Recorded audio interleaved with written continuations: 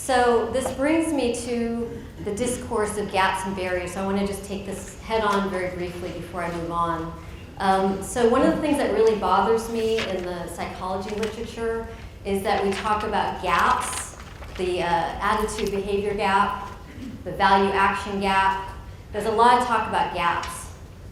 And there's a lot of talk about barriers. So again, I don't need to do a show of hands, basically barriers to engagement. How do we address barriers? What are the barriers for people using more public transportation? What are the barriers?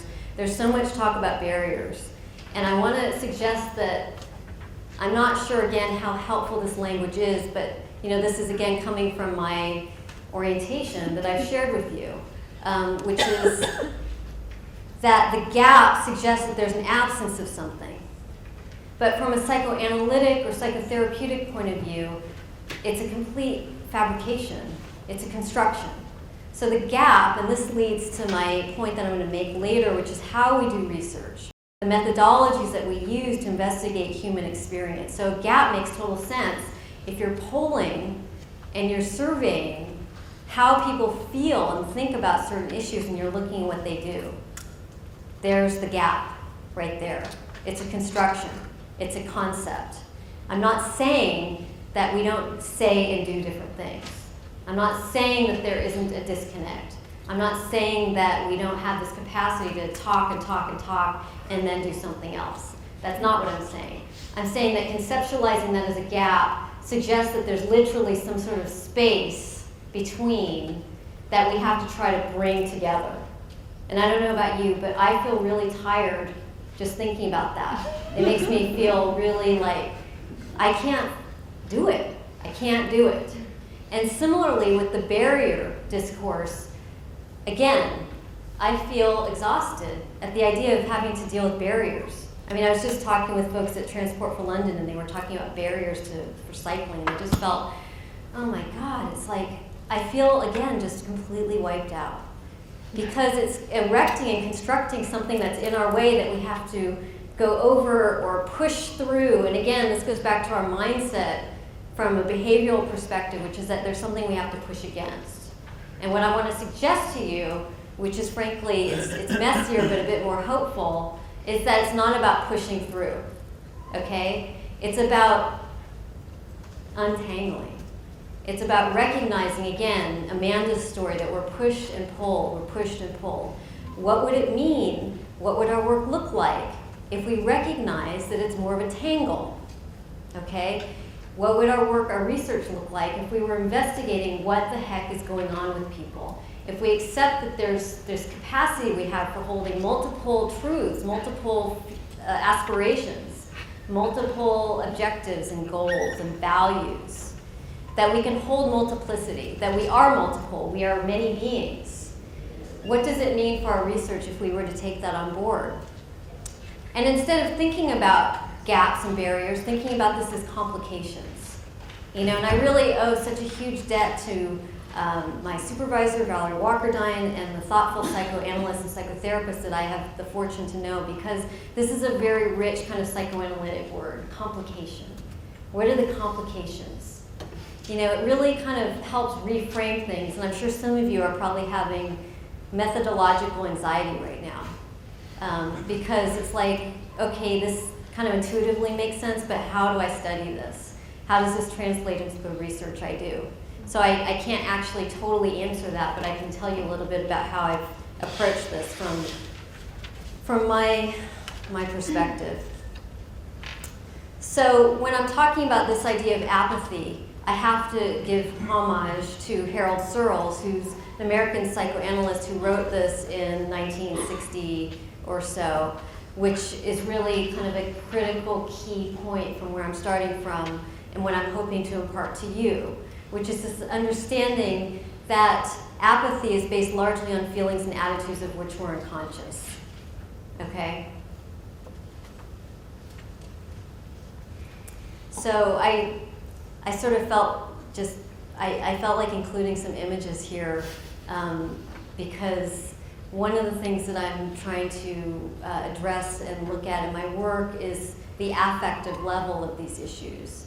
So affect in the sense refers to the feeling state, the kind of energy. It's not necessarily the same as an emotion, but it's the affect. What is the affect in this room right now, right? So what is the affect in terms of who you're sitting next to, and maybe the kind of energy, maybe you're feeling a little shy or friendly or curious or interested. It's the affect.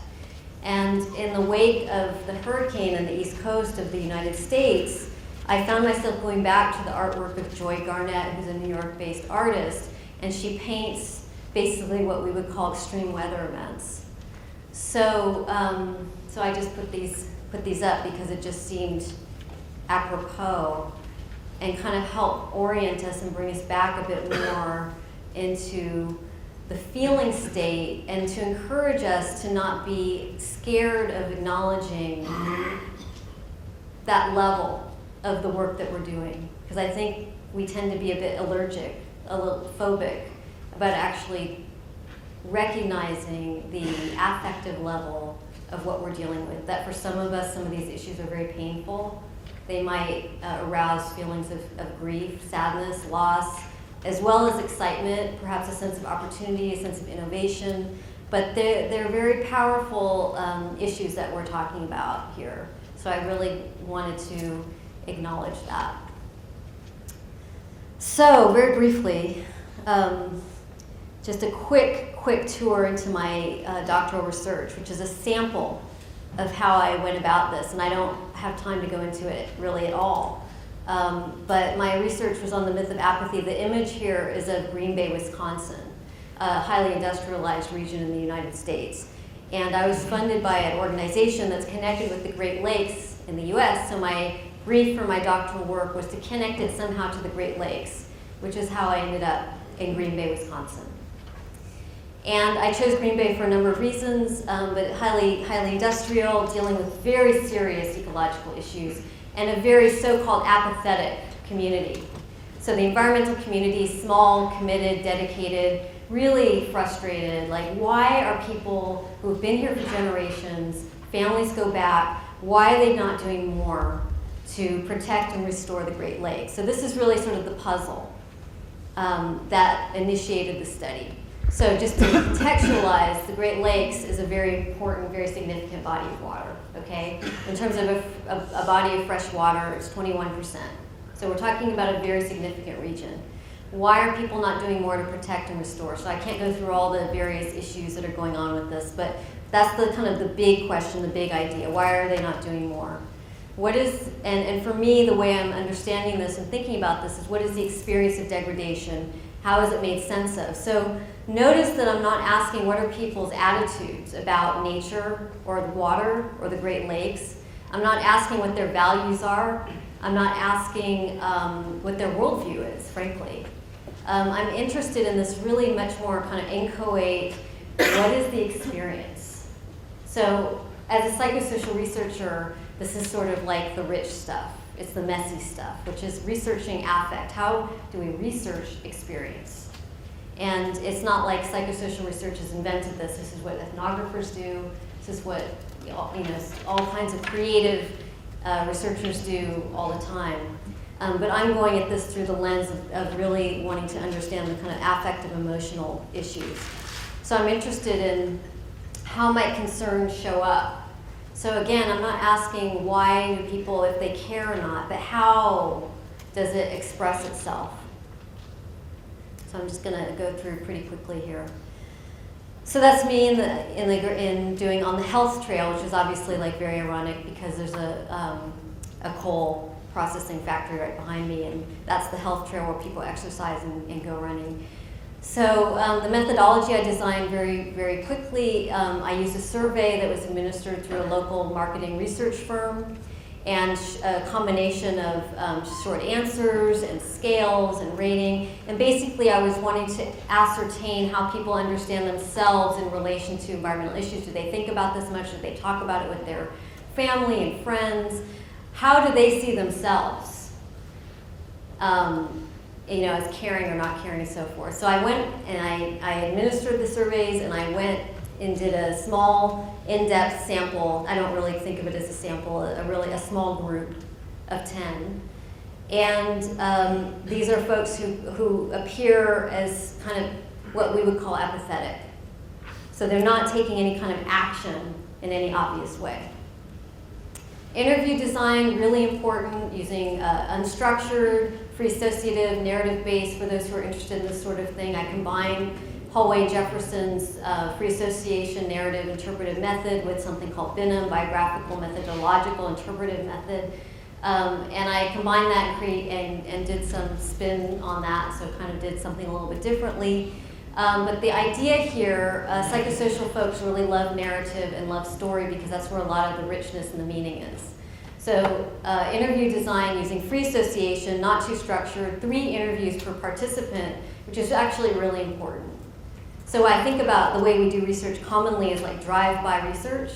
So we do a drive-by, you just sort of like get a quick hit and then frankly engage in a fantasy that's giving you a deep window into the psyche or the soul. And I'm not saying that what I'm doing is such a profound deep window because obviously we can't ever really know what's going on. I'm just simply suggesting to you that there's scale, there's a spectrum here. So 3 interviews was minimum. Some people I know do several interviews per participant. And what we notice is there's shifts that happen. There's vacillations, there's movement, there's contradiction, there's ambivalence, and that's the stuff that we want to really look at and sort through and decode. So again, an affective narrative data analysis. This is an advert that was circulating at the time, so I was able to bring this into the interviews and use it as a spark, as a prompt in the final interview with each person. What does this bring to mind? Not typical focus group question, which they did focus group this, who produced it. Does this ad make you want to donate? Does this ad make you want to go to the website? So I'm not asking that. I'm saying, what does this bring up for you? And then let them go. And this is at the end, so we've already established rapport, covered a lot of ground, and that's where it was really fascinating because, again, it's using free association. I don't have to say, do you see yourself as an environmental activist?